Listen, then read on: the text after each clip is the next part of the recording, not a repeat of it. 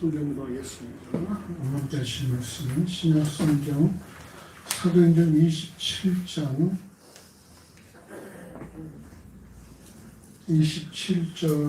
20절에서 25절까지의 말씀입니다. 신약성경 235쪽 전후로 있습니다. 사도행전 27장 20절에서 25절까지 한 절씩 교도하시겠습니다. 제가 20절 공부합니다. 여러 날 동안 해와 별이 보이지 아니하고 큰 풍랑 그대로 있음에 구원의 여망이 다 없어졌더라. 여러 사람이 오래 먹지 못하였으니 바울이 가운데 서서 말하되 여러분이 어떤 말을 듣고 그에 대해서 떠나지 아니하여 이 타격과 손상을 면하였더라면 좋을 뻔하였나이다. 내가 너희를 권하노니 이제는 안심하라. 너희 중 생명에는 아무 손상이 없겠고 오직 백분이리라. 나의 소망과 나의 생기는 하나님의 사자가 어젯밤에 내 곁에 서서 말하되 바울아 두려워 말라. 내가 가이사 앞에 서야 하겠고 또 하나님께서 너와 함께 행선하는 자를 다 내게 주셨다 하였으니 그러므로 여러분이여 안심하라. 나는 내게 말씀하신 그대로 되리라고 하나님을 믿노라. 아멘.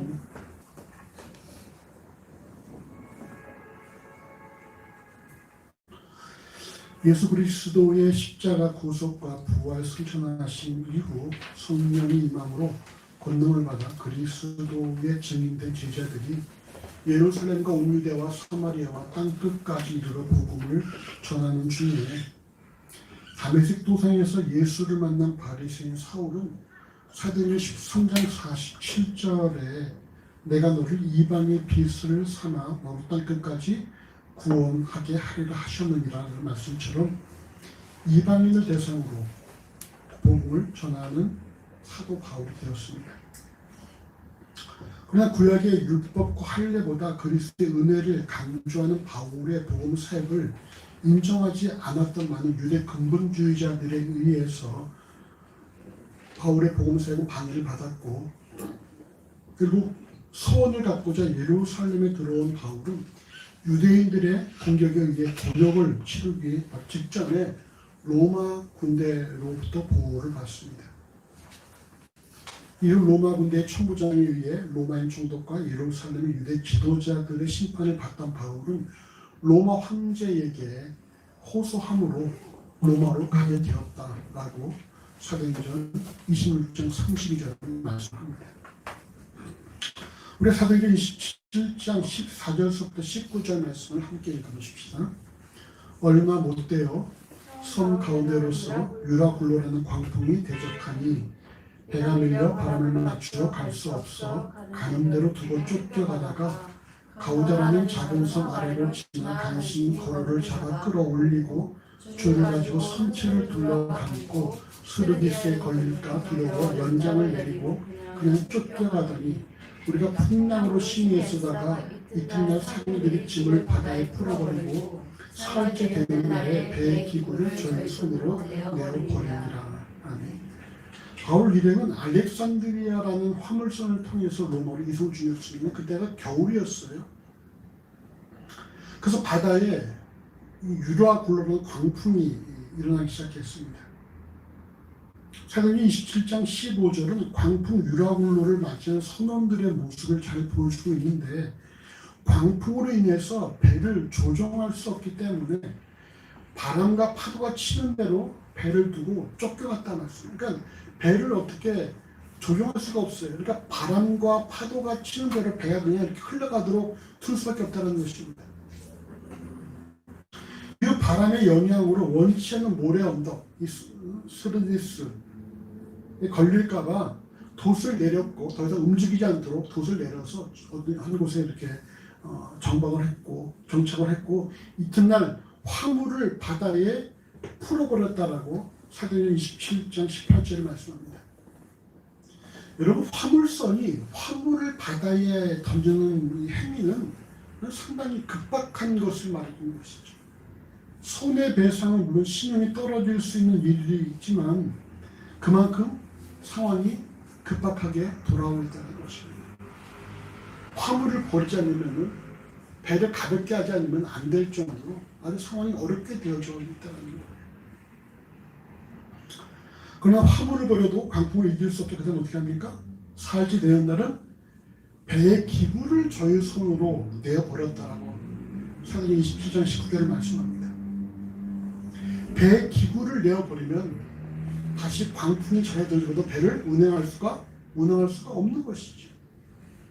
하지만 어떻게 합니까? 당장은 살아야 되기 때문에 다 내버리는 거예요. 그냥 바다 한가운데서 살기 위해서 화물도 버리고 그래도 부족하니까 배 기물도 다 버리고 있다는 것입니다. 이상의 내용은 바울을 로마로 이송하는 알렉산드리아호가 광풍 유라굴로로 인해서 어떤 지경에 놓여 있는지를 우리에게 잘 보여주는 말씀입니다. 우리 이를 통해서 발견할 수 있는 사실이 뭘까요? 바울이 말했죠. 바울이 지금 하나님의 말씀 따라 로마로 가고 있는데 지금 바다에서 죽게 생겼단 말이에요. 이런 상황을 통해서 우리가 적용할 수 있는 것이 무엇이겠습니까? 모르겠어요. 김수장. 하나님은 해도 환경이 나쁘습니다. 앞에 주보에 나와 있죠.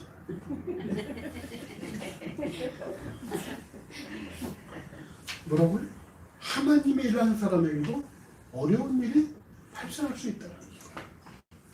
지금 바울이 말이죠. 자기 사업하러 로마로 가는 것이 아니지 않습니까? 여호와의 명하신 복음을 전하고 지금 로마로 가는 것인데 지금 죽게 생겼다는 거예요. 이걸 통해 뭘 알 수 있습니까? 하나님의 일을 하는 사람에게도 어려운 상황이 발생할 수 있다는 사실입니다. 하나님의 일을 하는 사람에게도 어려운 일이 발생할 수 있는데 하물며 뭐예요? 그 다음에 아무 생각 없어요. 자기 사업하는 사람에게 어려운 일이 있을 수 있다 없다? 충분히 있다는 것이죠. 여러분 우리 삶에 원치 않는 상황은 언제든지 발생할 수 있다는 것입니다. 하나님의 일을 하는 사람에게도 어려운 상황이 발생한다는 거예요. 그렇다면 자기 일하는 사람들에게는 뭐 말할 여지가 없는 것이죠. 이런 모든 것들이 말이죠. 하나님께서 우리에게 허락하시는 환난과 고난의 모습이라는 것입니다. 여러분 하나님께서 우리에게 왜 환난과 고난을 허락하십니까? 왜 그렇다 그랬지? 경험이? 사람은 안 돼요. 그 영혼을 순수하게 만드시기 위해서. 우리가 왜 여러분 한계 상황에 맞닥뜨리는지 아십니까? 한계 상황에 맞닥뜨려야지만이 얼마나 자기가 형편없는 존재인지를 발견한다는 거예요. 다들 태어날 때 어떻게 태어납니까? 자기가 최고죠. 내가 최고야. 근데 그 최고가 언제 깨집니까? 한계 상황에 맞닥뜨렸을 때 깨진다. 그럴 때 내가 최고가 아니구나. 내가 약한 존재구나라는 사실을 알아야 한다는 거예요. 이것이 여러분 우리가 인간이 되어가는 성숙한 인간이 되어가는 과정들이죠. 하나님께서 우리에게 고난을 통해서 우리 영혼을 순수하게 만드시고 우리 고난을 허락하시고 고난은 우리로 하여금 하나님을 찾게 만든다는 거예요. 그러니까 우리가 그래서 성경에 야고보 뭐라 합니까? 너희가 시험 당할 때에 기쁨으로 여겨라. 왜? 결국 시험이 너희들을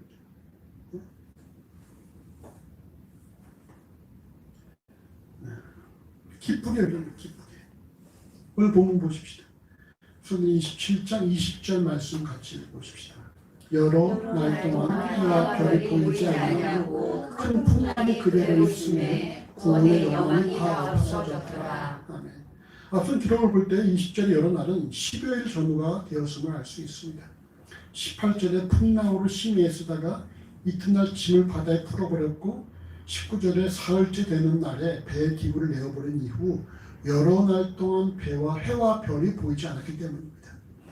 또 27절에 열 나흘째 되는 날 밤에 아드리아 바다에 이리저리 쫓겨갔다라고 하니까 20절에 여러 날은 한 10일 전후라 볼 수가 있는 것이죠. 10일 동안 광풍이 몰아치는 바다에서 연장도 없이 모든 것을 바다와 강풍에 맡긴 채 살아왔다는 것입니다. 오늘 본문은 뭐라 말씀? 이들이 해와 별을 보지 못했다. 해와 별을 보지 못했다. 해와 별을 보지 못할 뿐만 아니라 큰 풍랑이 그대로 있다라 말합니다. 해와 별을 보지 못했다. 무슨 말입니까? 낮이 되면은 해를 봐야 되고 밤이 되면은 별을 봐야 되는 것이죠. 근데 해와 별을 보지 못했다. 무슨 말이에요? 낮과 밤을 구분하지 않고 계속해서 광풍이 몰아쳐가지고 이게 낮인지 밤인지 알 수 없는 그런 날들이 계속 지속되고 있다는 것입니다. 결국 성경 뭐라 말씀합니까? 그들이 큰 풍랑이 그대로 있음에 구원의 여망이 다 없어졌다 이렇게 말씀하고 있어요. 더 이상 우리가 이제 살 수 있는 방법이 없다. 우리가 더 이상 살 길이 없다는 것입니다. 이런 풍랑을 보니까 우리가 더 이상 살 수 있는 가능성이 없다. 제로라는 것이죠.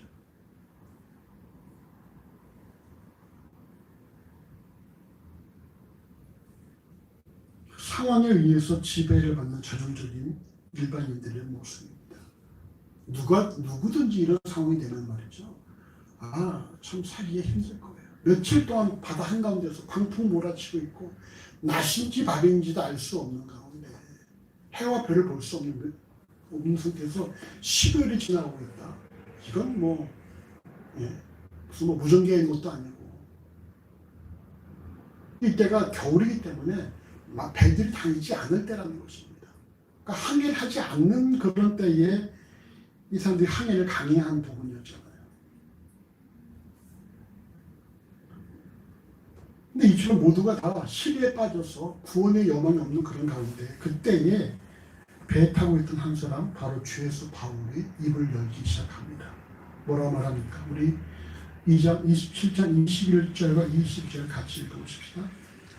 여러 사람이 오래 먹지 못하였으니 바울이 가운데 서서 말하되 여러분도 내 말을 듣고 그에 대해서 떠나지 아니하여 이 타격과 상상을 면하였다는 주를 뻔하였느니라. 내가 너희를 권하노니 이제는 안심하라. 너희 중 생명에 아무 손상이 없겠고 오직 백분이라. 아멘. 먼저 바울은 자신이 글에 대해서 이번 항해가 위험할 것이라고 예고했음을 말합니다. 이를 사도행전 27장 10절은 여러분이요 내가 보니 이번 행선이 화물과 배만 아니라 우리 생명에도 타격과 많은 손해가 있으리라 이렇게 말씀하고 있습니다. 그래 백부장이 선장과 선주의 말을 바울의 말보다 더 믿고 추구한 것입니다. 당연하겠죠. 백부장 입장에서 주 예수의 말을 들을 게 있겠습니까? 예? 바다에서 뼈가 굵은 선장과 선주의 말을 들을 수밖에 없는 것이죠. 근데 지금 10월에 넘도록 풍랑이 시달려서 구원의 여망이 다 없어진 지금 잘잘못을 따지는 것은 소용없는 일이지만 바울이 이처럼 불필요한 말을 하는 이유는 이후의 말을 하고자 합니다. 아직도 광풍이 불어닥치고 있고 해와 별을 보지 못하고 구원의 여망마저 사라진 이들에게 바울이 이어서 하는 말은 무슨 말입니까? 이제는 안심하라. 안심하라. 이제는 안심하라. 이어서 너희 중 생명에는 아무 손상이 없겠고 오직 배만 부서질 것이다 이렇게 말하고 있는 것입니다. 이미 선원들은 삶의 소망이 사라졌습니다. 바다에서 뼈가 굵은 이들이지만 이 광풍은 도저히 감당할 수 없다는 것을 오랜 시간 바다와 싸워본 결과 알게 된 것이에요. 그래서 여러분 그들이 다 시리에 빠지고 구원의 여망을 내려오는 것입니다. 근데 바다에 대해서 전혀 모르는 죄수 한 명이 갑자기 등장해서 뭐라 말해요? 안심해라. 너희 중에 생명에는 아무 손상이 없을 것이다 이렇게 말한다는 것입니다. 모두가 상황의 지배를 받으면서 삶의 소망이 끊어진 지금 오히려 상황을 주도하며 안심하라고 외치는 바울은 무엇에 근거를 두고 이렇게 말하는 것입니까? 그 다음 말씀 보시죠. 27장 23, 24절 같이 읽어봅시다. 나의 속함과 곧 나의 숨기는 하나님의 사자가 어젯밤에 내 곁에 서서 말하되 바로가 두려워하나 내가 다윗 앞에 서야 하겠고 또 하나님께서 너와 함께 행성하는 자를 다 내게 주셨다 하였으니. 10일 동안 불어닥친 광풍의 삶의 주도권을 빼앗기고 소망까지 사라져버린 이들에게 안심하라라고 외친 바울의 근거는 뭡니까? 바로 하나님과의 만남을 통해 주어진 하나님의 말씀이라는 거예요. 이건 무슨 말입니까? 바울은 말이죠. 지금 광풍으로 인해 사람들의 소망이 잃어버렸을 때에도 여전히 뭐 했다는 거예요? 하나님과 교제를 끊지 않고 계속 이어왔다는 것이에요. 마치 빌보 감옥에서 기도하며 찬송했던 것처럼 바울은 지속적으로 하나님과 교제를 하고 있다는 거예요. 해와 별이 보이지 않고 풍랑이 일고 다른 사람 다 구원의 소망이 떨어진 그런 때에도 바울은 끊임없이 하나님과 교제를 하고 있다는 것입니다. 그리고는 그 음성을 들은 거예요. 그 음성이 무엇입니까? 이제는 안심하라. 너희 중에는 생명에는 아무 소송이 없겠다는 것입니다. 우리 본문에서 중요한 사실을 발견할 수 있습니다. 먼저는 바울이 지니고 있는 자기 정체성이에요. 자기 정체. 과연 나는 누구일까? 바울은 자기를 누구라고 표현하고 있습니까? 자기가 누구라고 말하고 있어요? 성경을 보세요. 성경이 뭐라고 자기를 뭐라고 어떻게 표현하고 있습니까? 응? 오늘 본문에서 나의 속한 바, 나의 섬기는 하나님. 무슨 말이에요? 내가 하나님께 속해 있다는 것이죠. 내 소속이 어디냐? 하나님이라고. 여러분 소속이 어디입니까? 무슨 소속이 어디예요? 하나님. 확실하게? 네. 언제부터? 오늘부터.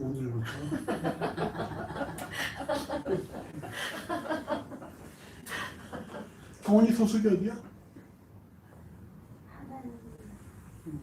피곤해? 오늘 퇴근했어? 어제요. 어제 퇴근했어? 네. 푹 잤어? 이모댁에 갔다 왔어요. 이모댁에 갔다 왔어? 할머니랑. 바울은 말이야 자신을 하나님께 속한 자라고 그렇게 스스로 자기 정체성을 갖고 있다는 것이 이게 무슨 말입니까?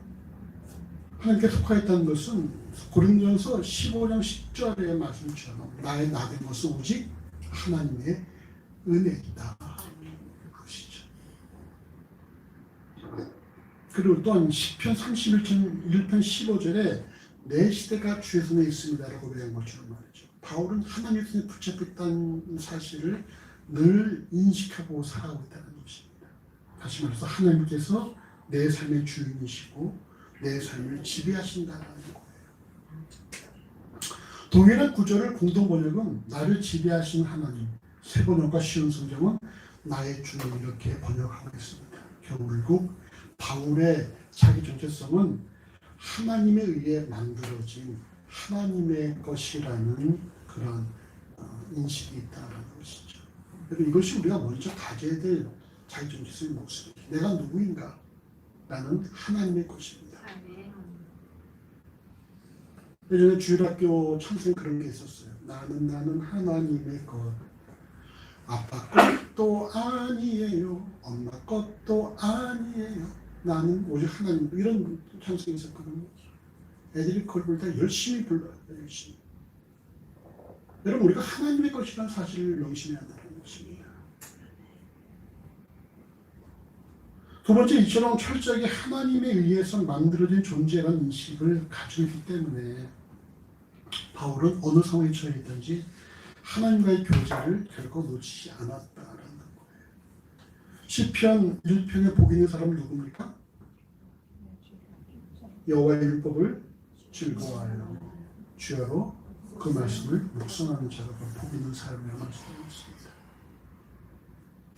하나님께 속한 사람은 말이죠. 뛰어난 재주와 능력을 갖춘 사람이 아니라 항상 하나님과 교제하는 일이 습관처럼 되어 있는 사람이에요. 하나님 쓰시는 사람은요.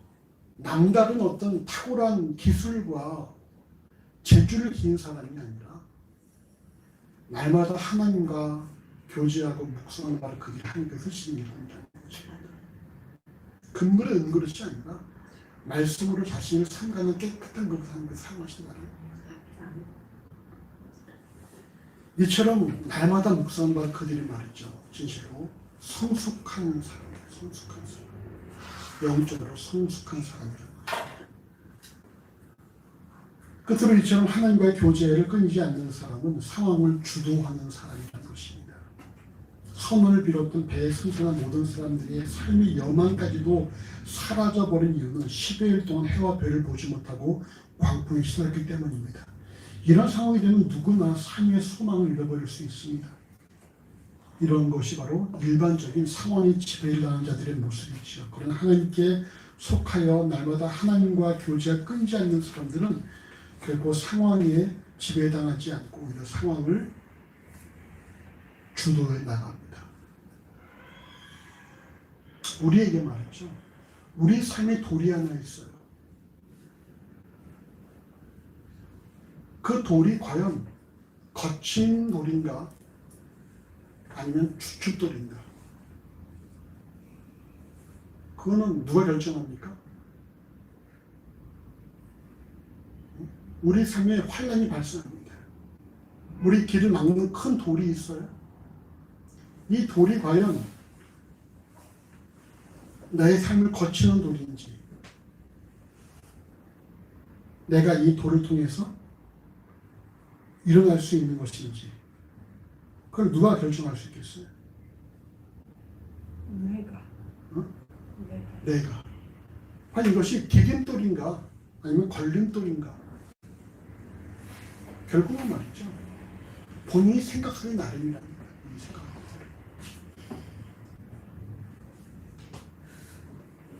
근데 대부분의 사람들은 그 어려움을 걸림돌로만 인식합니다. 왜 내게 이런 일이? 왜 내가 이런 일을 겪어야 하는가라고 그렇게 외치죠. 근데 하나님과의 교제를 통해서 성숙한 사람들은 말이죠. 그런 가운데서 이것이 내게 걸림돌이 아니라 내 삶에 디딤돌이 될 수 있겠다라고 그걸 받아들일 수 있다는 그런 인식이 있다는 것입니다.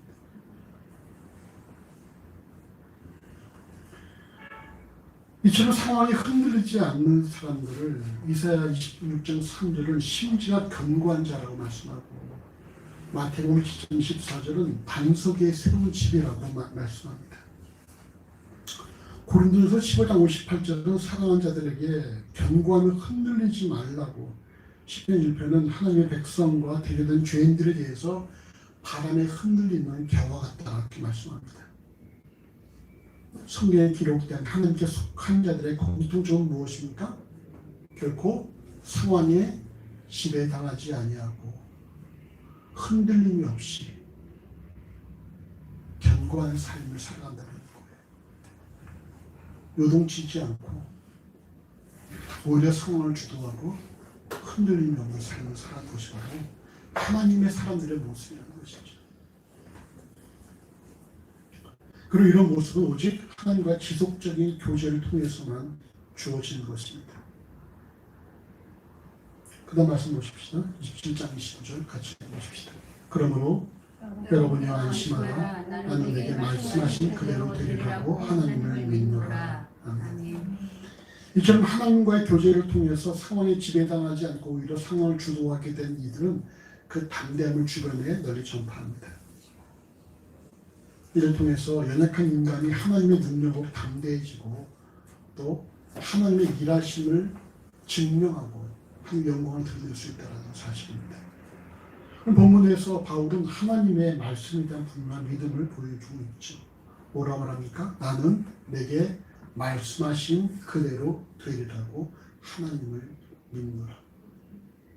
그럼 따라하십시다. 내게 말씀하신 그대로 되리라. 내게 말씀하신 그대로 되리라. 내게 말씀하신 그대로 되리라. 내게 말씀하신 이런 것이 되면 뭐가 전제가 뭡니까? 내게 말씀하신 그대로 되리라. 이 표현이 이 말의 전제가 뭐예요? 하나님과의 교제를 통해서 말씀을 토로한다는 것이죠. 여러분 믿음이 뭡니까? 믿음. 그냥 주여 믿습니다. 이게 믿음이에요. 될 줄 믿습니다는 믿음입니까? 그것도 믿음이죠.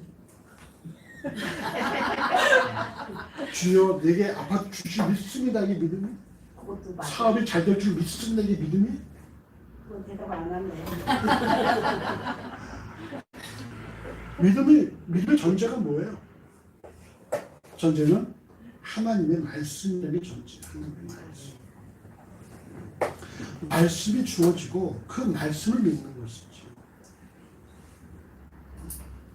근데 그냥 말이죠. 우리 애가 대학 갈 줄 믿습니다. 아무리 여기다 믿습니다라고 말해도 믿을 아무리 길게 해도 믿습니다라고 얘기해도 그건 아니에요. 그건 자기 그냥 확신일 뿐이죠. 전제는 뭡니까? 하나님 말씀이 있고 그 말씀에 대해서 신뢰가 이 믿음이라는 것입니다. 그래서 예수께서 칭찬하신 믿음이 누구였었어요? 야, 내가 이만한 믿음을 보지 못했다. 그게 누굽니까? 백부장이죠. 백부장이 뭐라 그랬어요? 내가 들어가서 별 낮게 하겠다니까 이 백부장이 뭐라 했습니까? 주께서 말씀만 하옵소서. 말씀만 하시면 내 하인의 종이 날 줄 믿습니다. 굳이 가서 뭐 손대고 뭐 안수하지 않아도 말씀만 하시면 병이 날 줄 믿습니다. 이것이 예수께서 들으시고 야, 내가 이만한 믿음을 보지 못했다고 칭찬하신 거 아닙니까? 믿음은 뭐예요? 자기 확신이 아니에요. 난 잘 될 것이다. 이런 게 믿음이 아니라 하나님 말씀에 대한 철저한 신뢰가 믿음입니다. 바울은 이런 믿음을 갖고 있었던 것이고요. 그러니까 해와 달을 별을 보지 못하는 그런 가운데 모두가 다 구원의 소망이 사라진 중에도 그들에게 나는 내게 말씀하신 그대로 되리라고 하나님 믿노라라고 답변한 것이고 그러면서 너희가 안심하라고 말했던 것입니다.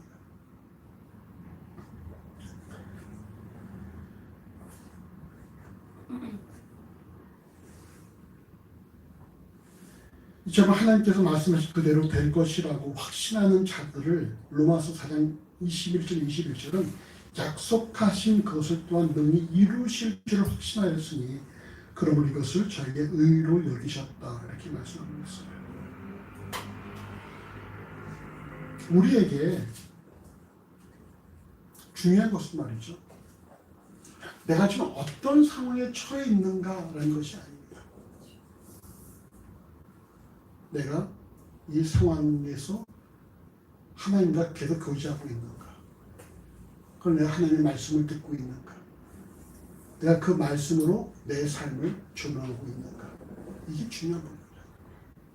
상황은 중요하지 않아요. 중요한 건 뭡니까? 해석이죠, 해석. 해석은 누구한테 있습니까? 해석은 누가 해요? 해석은 하나님께 있습니다라고 말하는 사람이 있어요. 성경에. 누굴까? 요셉이 그랬죠. 요셉이.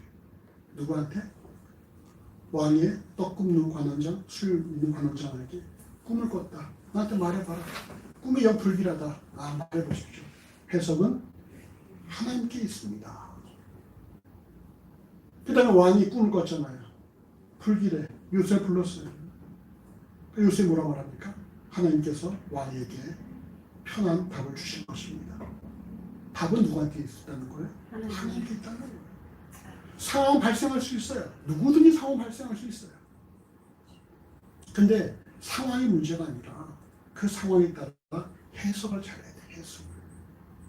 해석을 잘하면 어떻게 됩니까? 하나님과의 교제가 끊이지 않고 계속해서 지속되어진다. 그래서 말씀을 우리가 가지고 있어요. 말씀을 통해 해석할 수 있는 것입니다. 예수를 주라고 고백하는 그리스도인의 삶에 있어서 중요한 점검 중에 하나는 많죠. 내가 나를 누구로 인식하느냐. 내가 과연 누구냐. 나는 하나님께 속한 자이다. 나는 하나님의 사람이다. 그렇다면 여러분 성경이 뭐라고 말씀하냐면요. 골로새 3장 10절에서 이렇게 말씀합니다. 그리스도인들은 새 사람을 입었으니 이는 자기를 창조하신 자의 형상을 쫓아 지식에까지 새롭게 하심을 받은 자니라 이렇게 말씀하고 있어요. 어디에까지요? 지식에까지. 우리의 지식이 새로운 형상에 맞는 지식을 갖추고 있어야 한다는 거예요. 그리스도인이 말이죠. 종교적인 외적인 행위만이 아니라 그의 지식이 하나님에 맞는 새로운 지식을 소유해야 한다는 것입니다. 왜? 믿음은 배우고 확신한 일에 거하는 것이기 때문에 먼저 머리가 바뀌어야 됩니다. 머리가. 지식이 바뀌어야 돼요. 지식이. 그동안 우리가 세상에서 살아오면서 배웠던 지식들을 다 우리가 갈아엎고 성경 하나님의 지식으로 머리를 채워한다는 것입니다. 그럴 때 우리가 그 상황에 맞는 하나님의 해석을 가질 수가 있는 거예요. 이점 지식에까지 새롭게 되는 정체성을 통해 그가 삶에서 맞닥뜨리는 모든 상황에 대해서 하나님께 속한 존재로서 해석을 우리가 할 수가 있는 것이고, 동일한 상황에 접해도 그의 머릿속에 어떤 지식이 있냐에 따라서 전혀 상반되는 결과가 나올 수 있다는 것입니다. 오늘 본문에서도 동일한 상황에 접해 있잖아요. 10여일 동안 해와 별을 보지 못하고 광풍이 불어닥친 그런 가운데서 삶의 여망을, 구원의 여망을 놓쳐버린 사람들도 있지만 바울처럼 하나님과 교제하는 가운데에 안심하라 이렇게 말하는 사람이 있다는 거예요. 동일한 상황이지만 전혀 다른 해석이 나올 수 있다는 것입니다. 우리의 머리에 우리의 지식이 하나님에 맞는 지식이 들어와야 한다는 거예요. 그럴 때 우리가 그 상황들을 우리가 걸림돌이 아니라 디딤돌로 만들어갈 수 있다는 것입니다.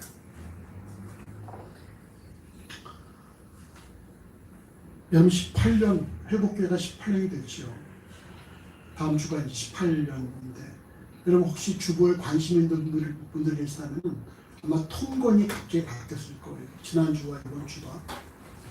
잘 모르실 텐데 주보가 지난주에 있는 분들은 지난주 통건이 914쯤 됐을 겁니다. 근데 934가 됐죠. 왜 그러냐면 보니까 아무리 생각해도 이상한 거야. 18이면은 이게 숫자가 이것이 아닌데 18과 곱하기 50이 하니까 이 숫자가 안 나오는 거예요. 뭐가 부족한 거야. 그래서 주보를 계속 찾아보니까 재작년에 899에서 900으로 안 가고 880으로 갔더라. 통건이 899에서 900으로 올라가야 되는데 880으로 제가 계산 잘못했어요. 목사님은 아신가요? 그래서 계속 그 이후로 20개가 빠져버린 거예요. 그래서 이번에 다시 20을 더 포함해서 34가 됐는데 회복기 18년 동안은 온갖 일이 많이 있었습니다. 여러 상황들이 있었었죠. 그때마다 늘 성목사의 마음에 있던 것은 오직 하나입니다. 이 교회는 내 것이 아니라 하나님의 것이다. 하나님께서 교회를 운영하신다. 하나님께서 가라할 때까지 여기 있는다. 남들은 왜 여기서 이러고 있냐라고 말하지만 저는 이게 하나님의 것이기 때문에 여기 있다는 거죠. 많은 어려움이 있어도 하나님의 입장에서 모든 걸 바라보고 생각하고 있다는 거예요. 우리가 이런 좀 하나님에 대한 그런 그 지식이 우리에게 많이 필요합니다. 여러분이 알고 있는 하나님 어떤 하나님이십니까? 홍집사님. 하나님 어떤 분이세요? 응? 소녀 하나님 어떤 분이시죠? 저에게요? 하나님은 사랑의 아버지. 형원이 하나님 어떤 분이야? 모든 것을 가능하게 하시되. 규명이 하나님 어떤 하나님이야?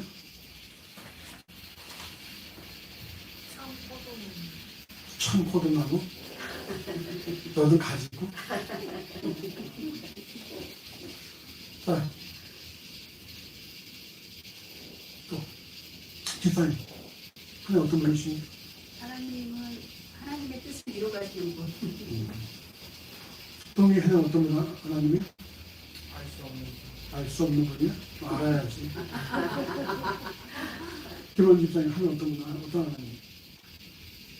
내가 따라가야 되는 거. 손 집사님 어떤 하나님이? 저를 늘 정겹게 하시더라고요. 분명한 거는요, 우리가 갖고 있는 하나님에 대한 어떤 하나님의 일하심에 대한 지식들이 세상과 많이 다르다는 것입니다. 세상은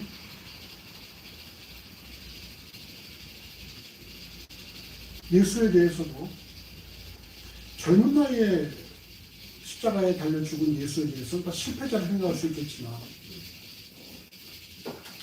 예수는 성경에서 선지자라고 고백을 하고 있고요.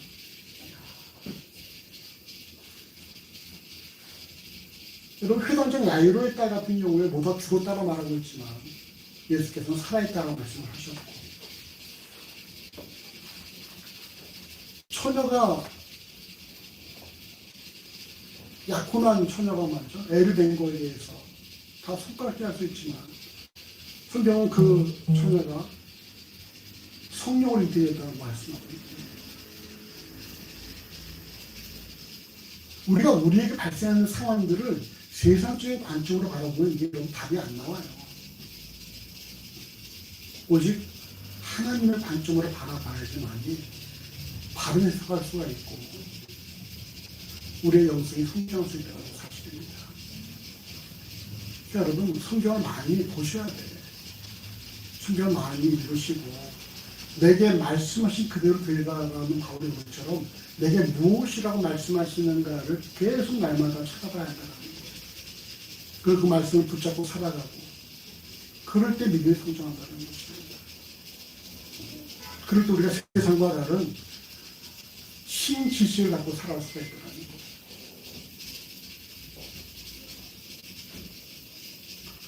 우리가 하나님께 속한 자로서 우리에게 주어진 상황들을 하나님의 지식으로 해석할 수 있는 그런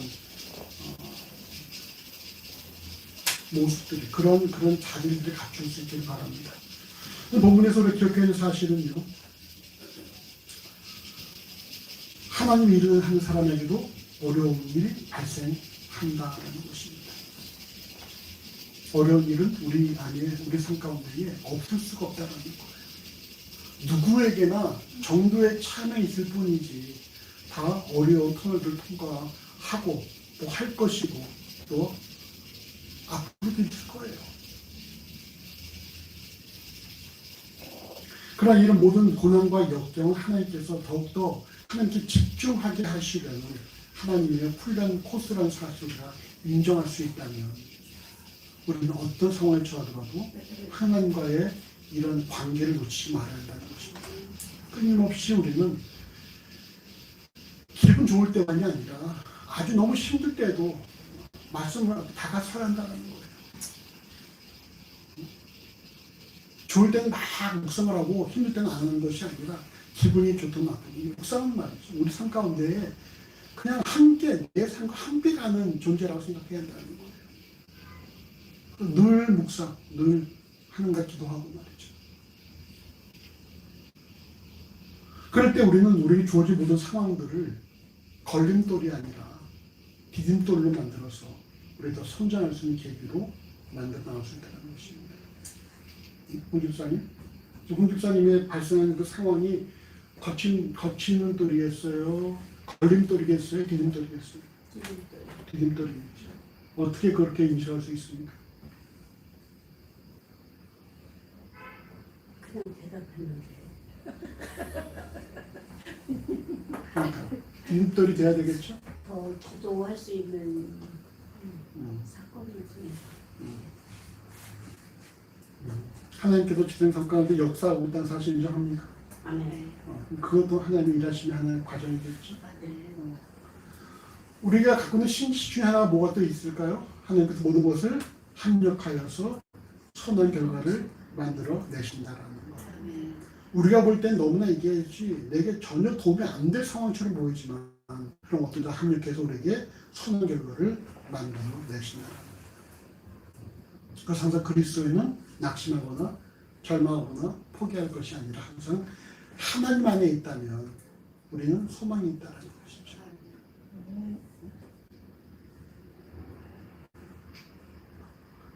그래서 바울을 보십시오. 바울이 말이죠. 죄수에서 한낱 죄수에서 나중에는 이 배의 지도자로 바뀐다는 거예요. 그 다음 바울의 말에 의해서 모든 것들이 움직이는 거거든요. 이 무엇입니까? 하나님과 교제하는 자를 통해서 역사하시는 그런 모습이라는 거예요. 이처럼 하나님께 속한 자들은 하나님과의 교제를 통해서 하나님의 말씀을 배우고 확신함을 거하는 중에 주어진 상황에서 하나님 뜻과 계획에 근거한 해석을 한다는 사실을 너무 심하셔야 됩니다. 우리에게 수많은 상황이 발생할 수 있지만 그것을 자신의 삶의 걸림돌이 아니라 디딤돌로 만들 수 있는 그것은 끊임없는 하나님과의 교제를 통해서 가능하다는 사실을 너무 심하시고, 여러분 하나님께 속한 자로서 하나님의 지시를 갖고 자신의 삶을 상황을 바라보고 해석할 수 있는 그런 삶이 여러분 모두에게 주어지시기를 간절히 주의 이름으로 소원합니다. 기도하시겠습니다. 기도합시다. 하나님 감사합니다. 우리 삶 가운데에 우리가 예기치 못할 어려움이 발생할 수 있다는 사실을 우리가 인정할 수 있기를 원합니다. 사도 바울도 참으로 원치 않은 어려운 망칠을 겪었는데 하물며 우리 삶은 더 할 수밖에 없다는 사실 인정을 해주시고, 그러나 우리가 어떤 상황에 처하든지 우리가 하나님과의 교제를 끊이지 않는 가운데에 우리의 주어진 모든 그런 상황들을 참 내 삶의 걸림돌이 아니라 디딤돌로 삼을 수 있는 그런 참으로 해석할 수 있는 그런 능력이 우리에게 있어지기를 하나님 간절히 원합니다. 우리 늘 하나님과의 묵상이 끊이지 않게 하시고 하나님과의 교제를 통해서 우리가 바울이 내게 말씀하신 그들 되라고 고백했던 것처럼 우리 역시 우리에게 말씀하신 하나님의 말씀 그대로 될 것을 믿는 가운데 우리에게 주어진 삶을 우리가 참으로 잘 해석해 나갈 수 있도록 아버지 인도하여 주시옵소서. 그걸 진실로 아버지 이 땅을 살아가면서 하나님께서 원하시는 그런 좀 성숙한 견지에 예수의 심장을 품는 그런 모습을 우리 모두가 지닐 수 있도록 인도하시기를 하나님 간절히 원합니다. 지금 행여나 어려운 과정에 있는 자가 있으니까 아버지 주께서 또 저를 엎드리게 하시고 하나님의 마음을 품고 자기의 성들을 바라볼 수 있는 그런 해석할 수 있는 그런 믿음들을 도와여 주시옵소서. 그리고 합력하여 선을 이루신 하나님을 주목할 수 있도록 인도하시기를 하나님 간절히 소원합니다. 감사는 예수 이름으로 기도합니다. 아멘.